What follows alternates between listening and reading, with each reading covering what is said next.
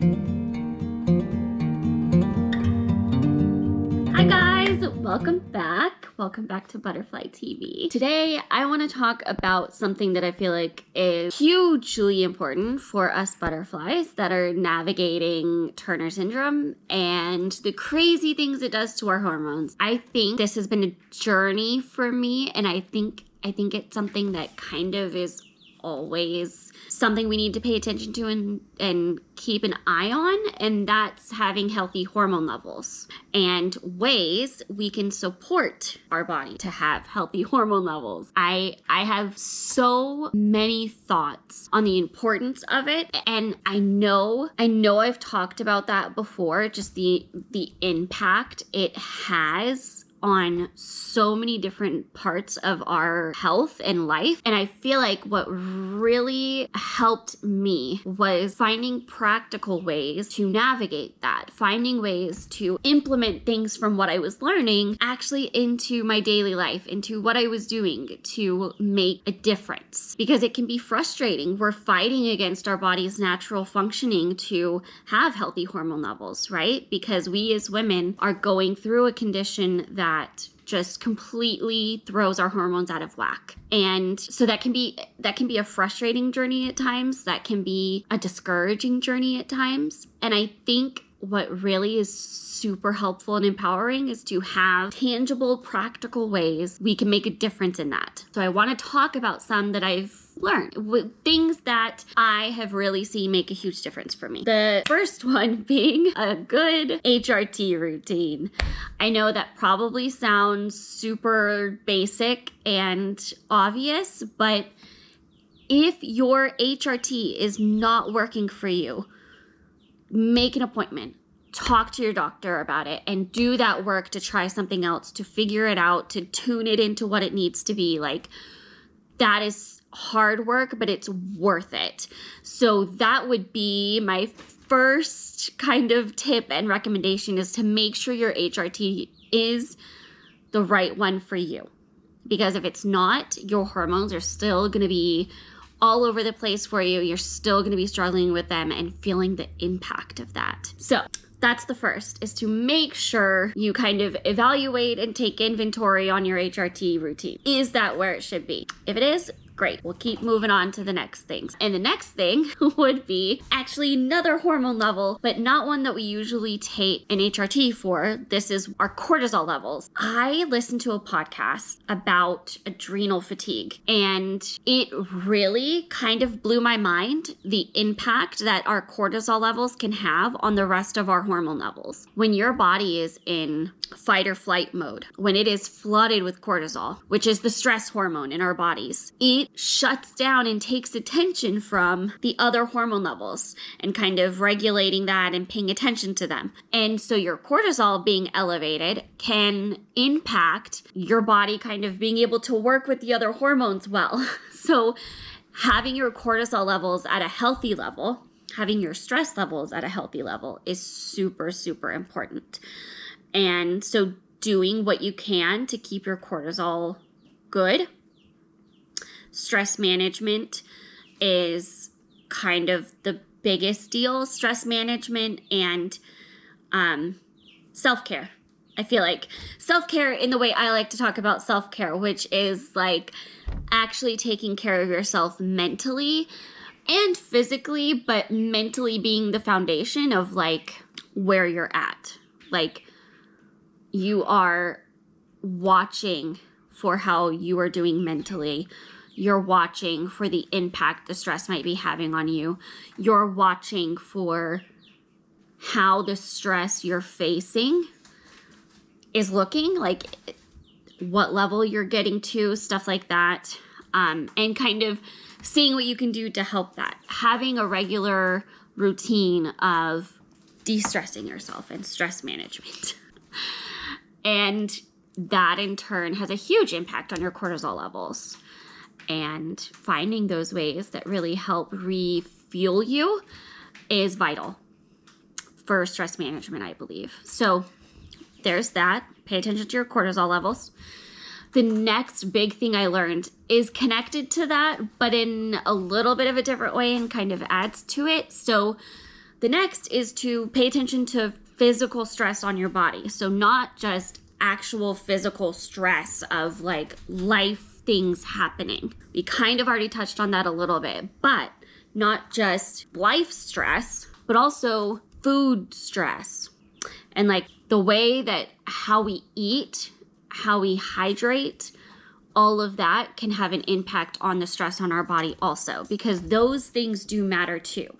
In that same podcast episode that talked about adrenal fatigue and cortisol levels, it talked about heightened cortisol levels when you are eating in a way that physically stresses out your body. And you're maybe not eating as healthfully or eating things that you know your body doesn't do well with. And that can be a stressor too, where it's just adding to your body feeling stressed out and tense. And that can contribute to cortisol levels too. So noting things like, I don't do great with dairy. I don't do great with wheat. Or I don't do great with this or that, caffeine, all of those types of things, like taking inventory on how you best can eat for your body and what works well and what doesn't. And having that in line can really help with your physical stress levels too in that way. It's not one that I feel like we tend to think about a lot or really realize, but it does. It can throw our bodies into a fight or flight state, even if stress in general does not feel like that, where it's not as heightened maybe in life situation stress as physical stress, stuff like that. That was the other thing. The next thing I want to talk about that I feel like maybe isn't something that you're like doing to change your levels, but you're doing to know what your levels are and therefore change other things to get healthier levels. And that's keeping informed on where your levels are at. Doing a hormone panel regularly, having that checked. If you haven't had it checked in a while, getting it checked so you have a current kind of peek at what's happening with it. And that'll tell you whether you're good, whether there are maybe some areas you should change. That'll give you so much good information. And I think that's probably the next greatest tool we can have besides a good HRT for keeping our levels healthy is actually knowing where they are and what's going on with them and understanding all of that. So that is one of the biggest things, I think, is keeping track of that.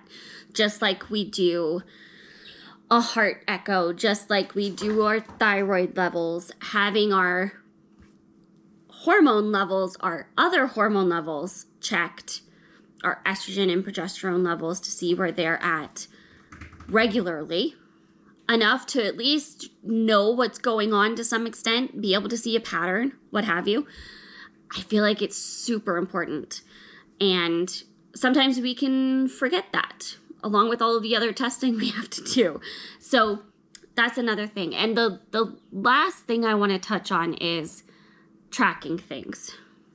Because sure, you can do a hormone panel, but there's a lot else you can track that helps you know where you are with things.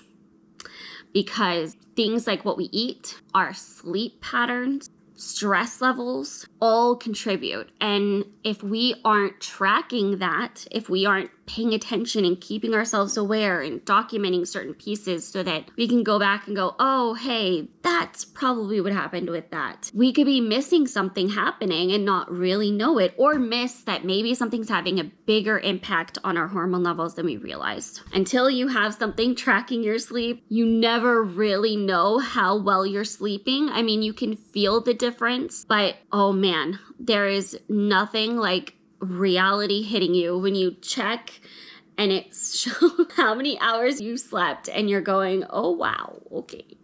Didn't realize my sleep was so much this or so much that or whatever. Things like tracking what you're eating if you're trying to pay attention to what food choices you're making. Things like tracking your stress levels and like intentionally setting time for some refuel time, for some self-care, some real self-care and some stress management.